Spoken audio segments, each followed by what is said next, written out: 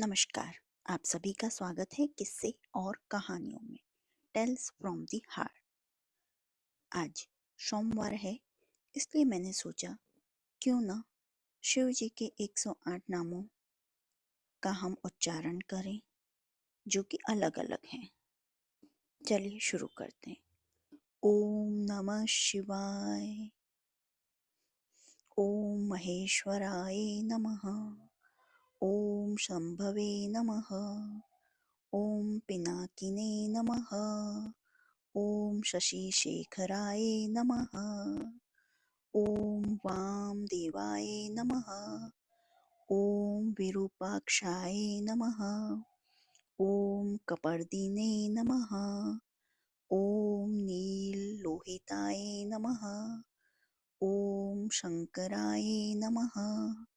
ओम शूलपाणिये नमः। ओम खट्वांगिने नमः। ओम विष्णुवल्लभाय नमः। ओम शिपिविष्टाय नमः। ओम अंबिकानाथाय नमः। ओम श्रीकंठाय नमः। ओम भक्तवत्सलाय नमः। ओम भवाय नमः। ओम सर्वाय नमः। ओम त्रिलोकेशाय नमः। ओम शितिकंठाय नमः। ओम शिवाप्रियाय नमः। ओम उग्राय नमः। ओम कपालिने नमः। ओम कामाराय नमः। ओम अंधकासुरसूदनाय नमः। ओम गंगाधराय नमः। ओम ललाटाक्षाय नमः। ओम कालकालाय नमः। ओम कृपानिधये नमः। ओम भीमाय नमः। ओम परशुहस्ताय नमः। ओम मृगपाणिये नमः।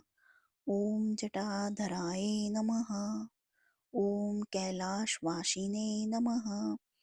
ओम कवचिने नमः। ओम कठोराय नमः। ओम त्रिपुरांतकाय नमः। ओम वृषांकाय नमः। ओम वृषभारूढ़ाय नमः। ओम भस्मोदधूलित विग्रहे नमः। ओम साम प्रियाय नमः। ओम स्वरमयाय नमः।